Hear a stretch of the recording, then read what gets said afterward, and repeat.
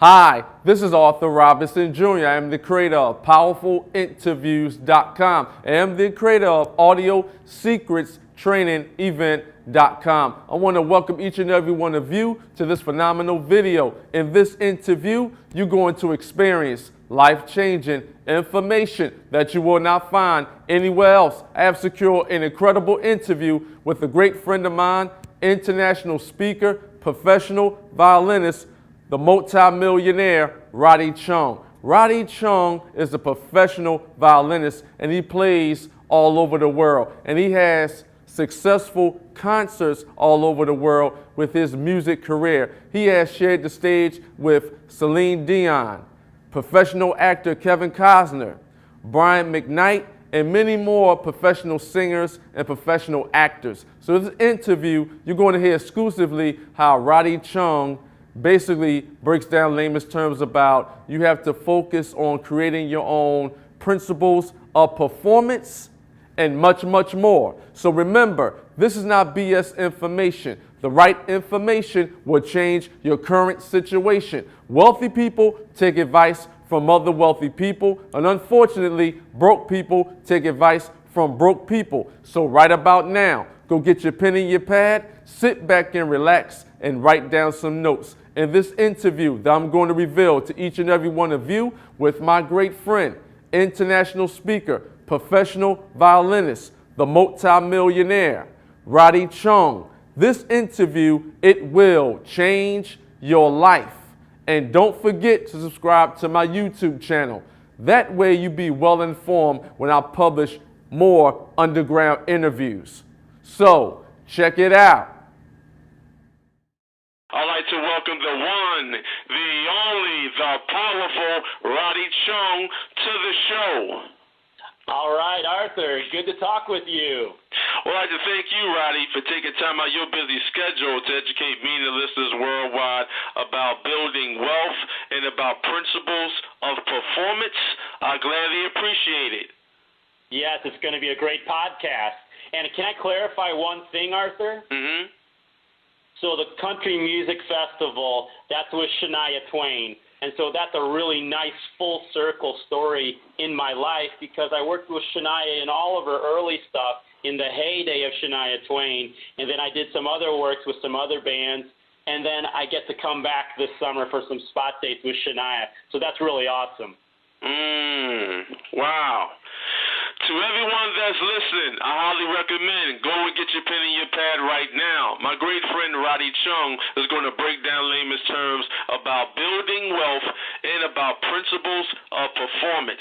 Is that correct, Roddy? Yes, we're going to go for it together. Now, what I'd like to know, and can you explain to the listeners in layman's terms, who is the phenomenal Roddy Chong? How long you been in your powerful industry, and what is your expertise? Well, I would say that my expertise is in the principles of performance.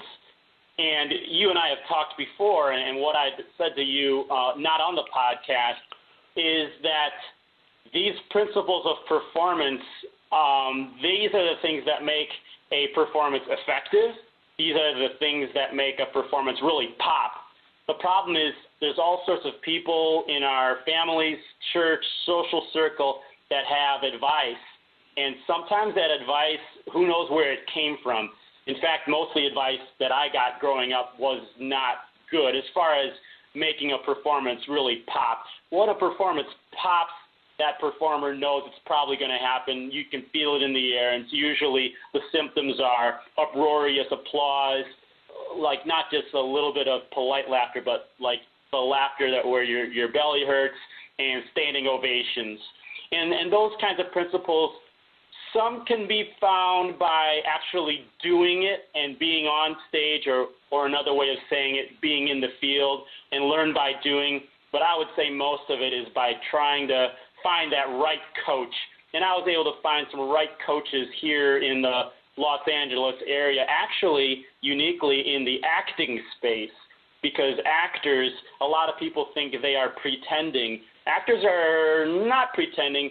They are living fully, even living more fully than an actual person. they're living more fully in an imaginary circumstance. So an imaginary circumstance would be like a scene or a play or a movie, but they have to be so good and convincing emotionally that people in the audience or people viewing that movie actually think that this is really happening, that this is real life, when really there's a set and there's lights and there's people running around, and it's actually it's an imaginary circumstance. So in order to get there, I learned a lot how to perform, how to prepare, how to be committed, and that's my space that I teach on. My story is a very unique one. Growing up as an Asian American, specifically a Chinese American in the suburbs of Chicago, and really just trying things. A lot of things kind of didn't work. It was really after college that the world kind of could see, and I could see where I fit in that world, and people would take me under their wing, and I would be hired for certain jobs. So there's a lot more to me, but that's some of what I do and where I came from and where I'm at. Wow. Now, Roddy, explain to the listeners, did you always want to be a professional speaker and a professional violinist, or did you have a different vision for your life on your journey in regards to building your own wealth? Yeah, well, I did not focus on the wealth. I had some thinking in my head that probably was a little too humble.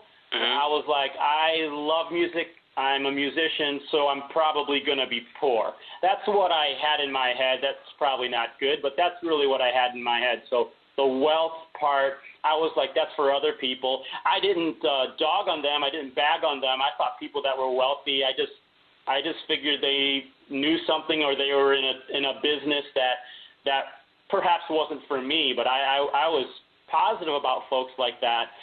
But as far as did I want to be a violinist and or a speaker at a young age, it wasn't crystallized. It wasn't fully formed. But when I look back, kind of, yeah. I think people really know what they want to do at a very young age. I would say late teens, those passions and things that you're involved with, the magazine pictures or posters that are on your wall, those all give little clues. I did grow up going to church, so I did see speakers, and I could see when a speaker was effective and not, when they were good or not. And so that was a regular routine to see good speakers. I happened to go to a place that was great, but then I also did enjoy the personal development.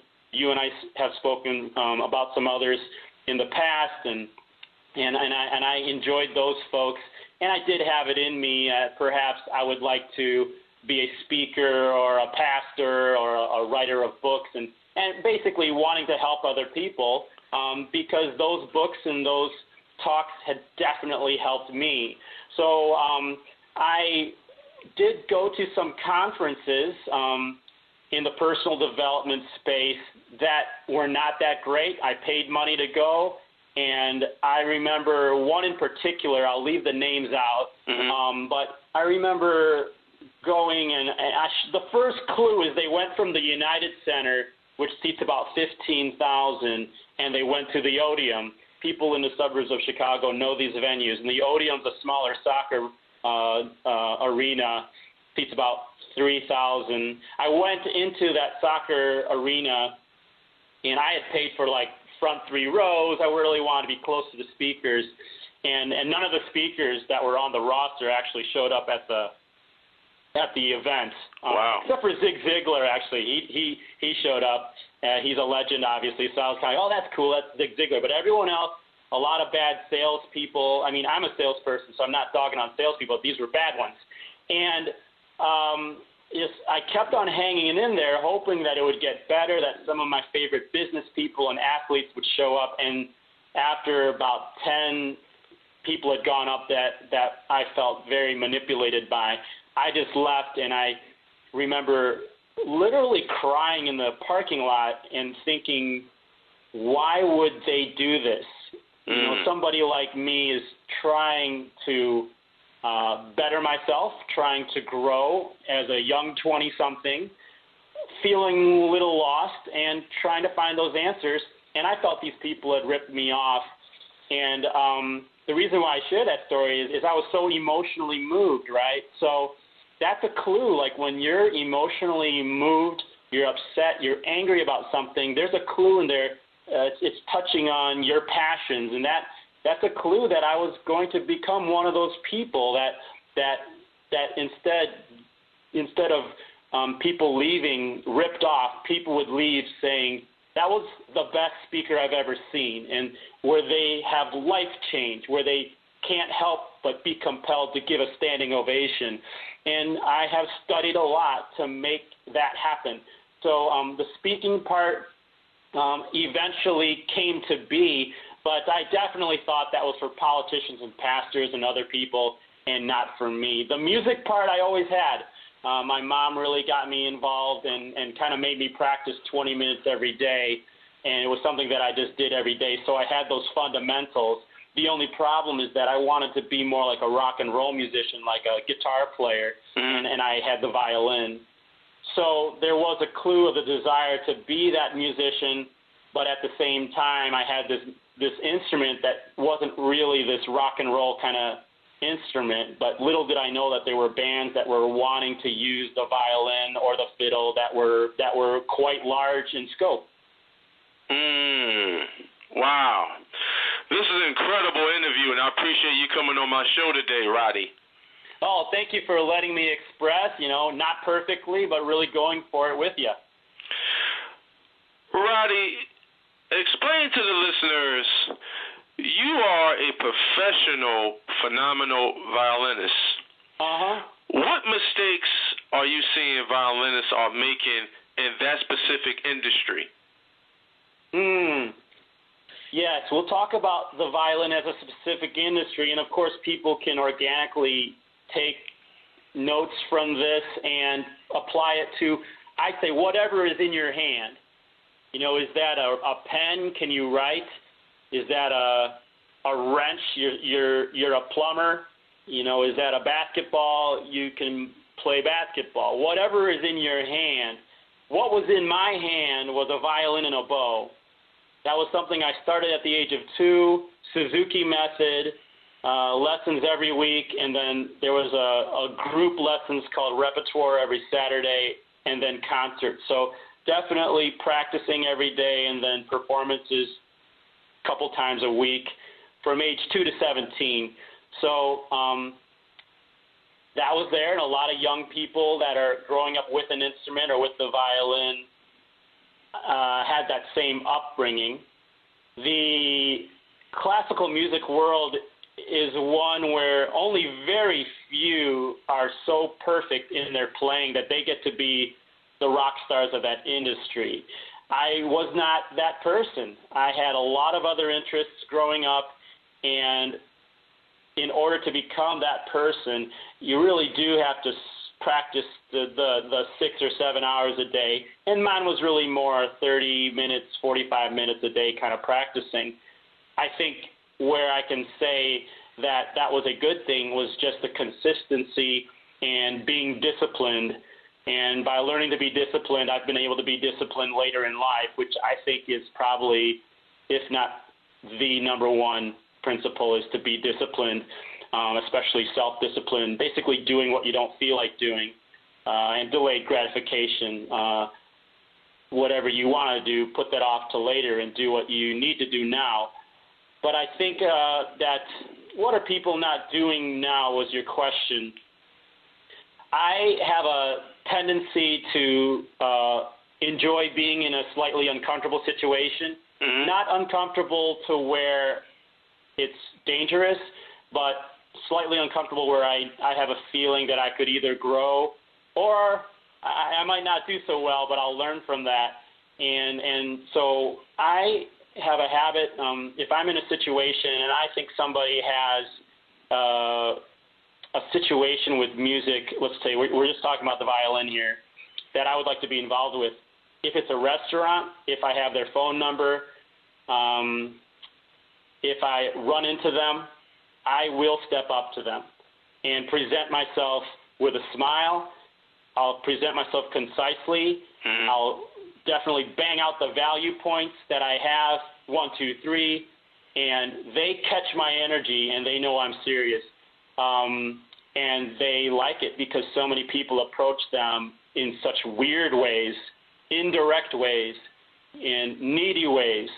And so I think that it's scary to do that. Mm-hmm.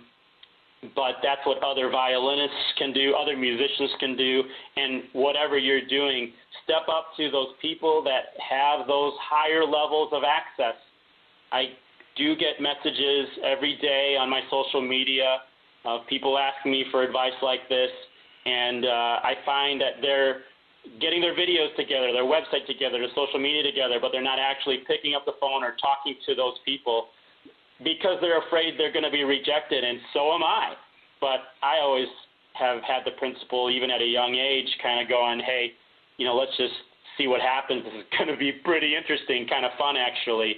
And 1 out of 10 people are like, hey, let's collaborate, and that's pretty good odds when you're talking with Grammy Award-winning artists and famous people and folks like that.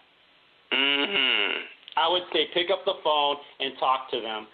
Sure, an email can be a warm-up, but emails get dismissed, and I find that email doesn't communicate my energy and who I am. So people, I would say, if you can get them on the phone somehow, yes, it's a little bit more risk, but a little more reward because you can get things moving a lot faster. So basically, you tapped into your infinite potential and you discovered your gift, and now you perform your gift that God has blessed you with all over the world. So you basically took your passion and turned it into phenomenal profits? I would say that way bigger profits than I ever thought. And I want to say something I really haven't emphasized on any other podcast before, is that my passion, I discovered later, was in performing, getting up on my feet on a stage in front of an audience. A lot of people think that my passion is the violin. I'm sorry to say, it's not really true. The violin was the talent and the skill that I happen to have. My passion was getting up on stage in front of people and literally being on my feet. If I was a juggler, I would be a performer as a juggler.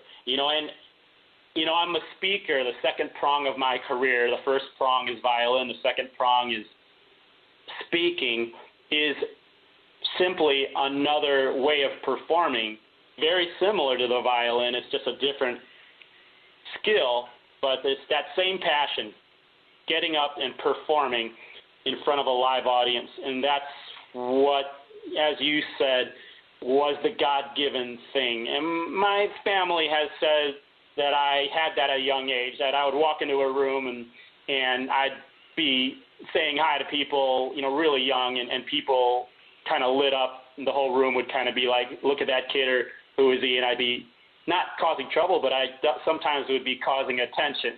And I even at a very young age, I wanted everyone to feel good and have the room feeling good and inclusive and a lot of harmony. So that passion of performing, thank God I've been able to do it for a long time, and the speaking has been growing steadily as I continue to perform as a violinist. And the truth is there is more money in speaking, but I like performing in the context of a band, with a drummer, with a bass player, with a keyboard player, with a guitar player. I like performing with other musicians. That's going to be something that I do for as long as I can do it.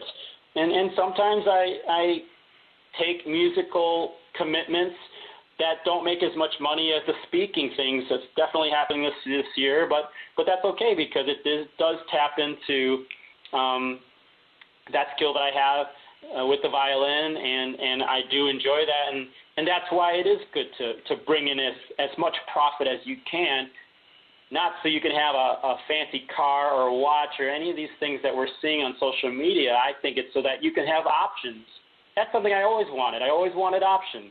And the number one option I wanted to have was time, so that I could spend time with my friends and loved ones. And that ended up coming true, that I have more time than other folks, and I'm able to talk with you on a podcast and not be rushing off. You know, I'm able to choose a little bit. I still have responsibilities, and I have bosses that I have to be that I respect, and I do what they say. I know my role in that situation, but I have an entrepreneurial part of my life where I've been able to make my own schedule a little bit, and that's because I made some bigger profits. You are experiencing a life-changing, powerful interview, and you are hearing it first from Arthur Robinson Jr.'s PowerfulInterviews.com. Roddy, next month, I know you're going to be speaking at the 10X Growth Con with Grant Cardone, Kevin Harrington, my great friend Les Brown. Can you explain to the listeners, what do you expect to get out of performing at the 10X Growth Con, and what should the audience expect from your phenomenal message that you going to deliver to them? Oh, yeah. Well, there's so many things I could talk about this 10X Growth Conference, but and I will tangent to those. But your question, you know, what am I going to get out of performing there? That's specifically asked, and that's really interesting because something that I wanted to share right now, it just came to me, is that by performing in front of big players, you want to be able to do that. And a lot of folks are doing their thing or performing. Performing is doing, okay? So a lot of folks are doing things in arenas where there's no one in the audience that can really change their life or of anyone that's bigger. And there are venues that you can perform and do things at. And, you know, Arthur, when you and I are in the audience and someone's performing awesomely, powerfully, virtuosic, causing that engagement, enrapturement, that standing ovation, you and I go, who is that guy, you know, or who is that gal? What did they do to get that way? And you just kind of, you know that value, and people need to be showcasing themselves and showcasing themselves to people that are above them. And that is what I get to do. I'm pretty fired up because I know what I bring. I use terms that are hard to measure, but I bring the fire. So people are going to be able to be like, wow, okay, and I want them. And if not, then let the chips fall where they may. But I do have a speaking presentation that is locked and loaded. I've been doing it for over a decade with some unique aspects that I'm going to bring in for 10X Growth Con in and of itself. And by showing that value, it's not that I'm showing off, but I'm wanting to collaborate. And a lot of these big players, the other speakers, and a lot of the audience members that are attending, we're going to end up collaborating. That's just how it is. That's just what happens when you're kind of in those circles. In LA, when I first moved here, I went to a lot of meetups, and I found a lot of people exchanging business cards, a lot of furious running around, people trying to meet each other, but I don't, you know, a lot of those things weren't profitable because no one really had a job. No one was really working. People, a lot of actors were just, everyone was trying to like meet everyone else. But at the 10X Growth Con, you know, I mean, number one, Grant Cardone's going to be there, but everybody else that you mentioned, a lot of people that people don't know, a lot of people that don't know me. But I have a very strong contact list, you know, and I also have a willingness to help people. It always marvels me when people treat me really bad or something. I'm just like, do they not want to try to move forward in life? You know, so, you know, I wasn't really clear with what I was saying right there. I wanted to kind of just reiterate that people need to showcase themselves to high-valued people. And I think that I rambled a little bit and wasn't clear on that. That people need to showcase themselves to high-value people, and that's how you can move up, and move up very quickly. In the music world, one of my first jobs was with a very well-known band called Jars of Clay, and then from there I jumped to Shania Twain. I mean, those are huge leaps, but that was just because I was shaking hands in Nashville. I was trying to meet people that were kind of doing a lot better than me, and that's how that opportunity came up. And as far as speaking at the Grant Cardone 10X Growth Con, that's been in the works. People don't know this. I'll share this with you and your podcast family only, is that I've been working on this for 4 years. Wow. I've been trying to get Grant to come out to my shows for 4 years. And eventually his COO, Sherry Hamilton, came to one of my shows, and I was able to showcase to her what I bring simply as a musician. I wasn't even able to do my speaking, but she got it. You know, we talked afterwards.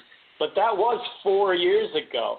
And then when I heard a conference was going on, I hit the phone. See, people are really kind of thinking that they can do a Instagram message or an email, and for some reason they've got all their excuses why that's better, but it's not. Picking up the phone is more scary, and I picked up the phone and sent emails to Sherry, and I was one of the first speakers selected, and there were hundreds of speakers that were wanting to speak at 10X Growth Con. Mm-hmm. So I think people don't realize the efforts and the preparation and a lot of what you need to do in order to get to those bigger places. And I planted the seed, fertilized it, and there's a harvest, and now I simply have to deliver, and I've got 3 weeks to make final adjustments to my presentation. I'm very excited about Miami. Well, I know that your talent that you're going to showcase at the 10X Growth Con is going to be explosive because you are an outside-the-box thinker and you are an outside-the-box influencer. Well, thank you. Thank you, Arthur. Oh, I appreciate you. Thank you. I mean, the one thing I thought about, is when you said that, is that I grew up Asian, Mm-hmm. Hey, that's how I grew up. I can't change that, I grew up eating rice, I grew up playing the violin. And in the beginning, I was embarrassed because I could see other kids at school. They were great at athletics. I wasn't really great at a lot of these things, and, but it's a gift later on because, I guess if you want to later on say that I'm an out-of-the-box thinker, hey, I just was born unique. The truth is everyone is, but, I really was the only Asian kid in my school growing up. There really was no bullying in my situation, a lot of harmony in my school, actually. For whatever reason, this public school was really cool, there's voices that everybody has in their head from their background, and that could hold most people back. And if you're listening right now, I ask you to keep on trying to figure out how to not let that background story hold you back. Fine, you've got this situation, fine. What can we do today to improve today and make tomorrow better? Wow. Roddy, I appreciate you coming on my show today because the whole premise of my show is to educate entrepreneurs and business owners on a worldwide scale that they can actually live the life that they truly desire, but they have to be open to these important principles. So I don't like what I see what's on the news, so I create my own news. Yes. May I say one thing in relation to what you were just saying? Mm-hmm. One of the principles that successful people all do is they read books. And I have a unique take on that, and the reason why people that read, not just listen to audio, but they read, and why that helps them, is it's actually a meditative practice. And let me explain that you're actually looking at a page, you're not looking at a screen, and it's making you focus on one thing at a time, one word at a time, one sentence at a time, one page at a time. It's actually very soothing, especially today with so many distractions on our screens, that reading a book can actually calm people down. It helps you focus on one thing at a time, which is what successful people do. They do things one thing at a time, very quickly, but they're not distracted. They're focused. Does that make sense? Oh, that makes a lot of sense. All phenomenal leaders are readers. And I think a lot of people are saying, I can just watch videos. But videos, just the platform itself, can be very distracting, whereas a book makes your brain work to kind of color in the feelings and what you see, the images is all happening in your brain. A video, it does it all for you. It kind of makes us lazy. I mean, we still watch videos and whatnot, but I'm just saying a couple different ways to see reading as a meditative practice, makes you focus on one thing at a time, slows you down a little bit, makes you focus, and then your brain gets to work and grows in ways that it's a more powerful brain. That is absolutely true. And actually, when you read, it's like you are actually being intimate with that book in regards to, one-on-one personal time, because your brain is your most powerful asset, but if it's not used correctly, your brain could be your most powerful liability. I completely agree. That's why those kind of classic disciplines of journaling, prayer and meditation, and thirdly, reading, those are always going to be bedrocks for folks that want to be successful, even in the technological spaces, even in the futuristic spaces. Those bedrock principles of journaling, as in writing, praying and meditating, and the third one being reading books. Those are always going to be there. Now, Roddy, you mentioned the word video.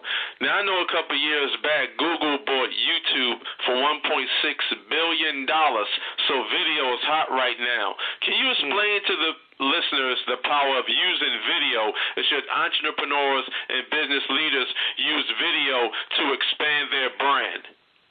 I am not the professional to talk about this. I have not done a great job in this area of my business. It's an area where I need to grow. That's another reason why I'm going to 10X GrowthCon, to learn from some of these guys. I live in an area of Los Angeles where YouTube is literally, I could walk to YouTube headquarters.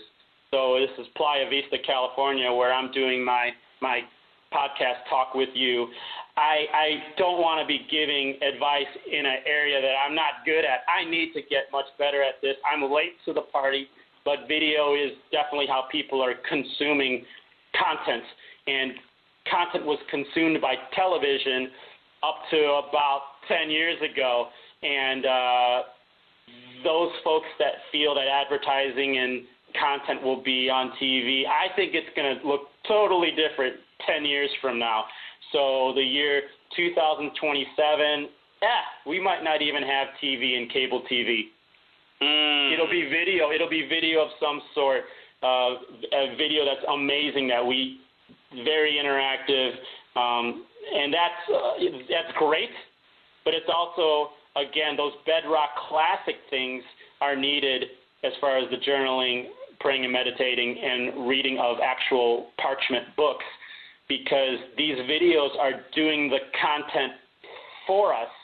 And I'm more about, hey, get out there in life, do things, do dramatic things, be adventurous, and create your own content in your actual life.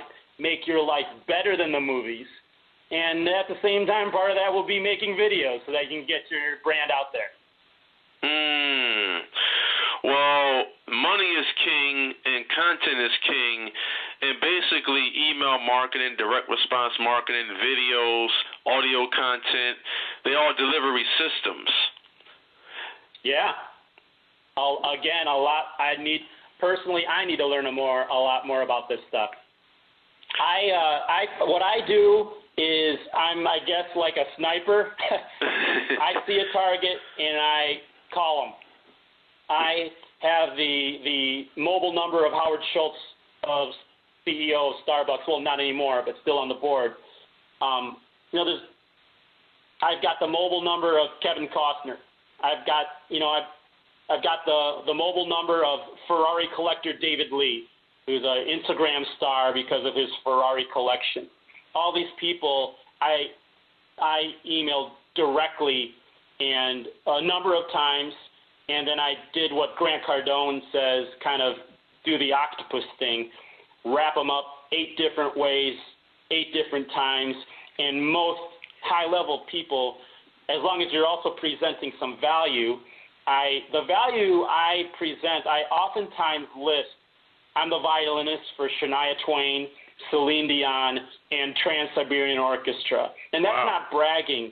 That's letting people know, hey, this is really what I've done and this is what I do. And everybody recognizes other people of value. When someone comes to me, I want to know what you've done that's cool. I also want to know the truth, so embellishing that is not right. But if you're able to show and demonstrate some value, folks are willing to talk to you. But I have those mobile numbers and personal emails of some very high-level people in this world because I actually went to them and worked at going to them.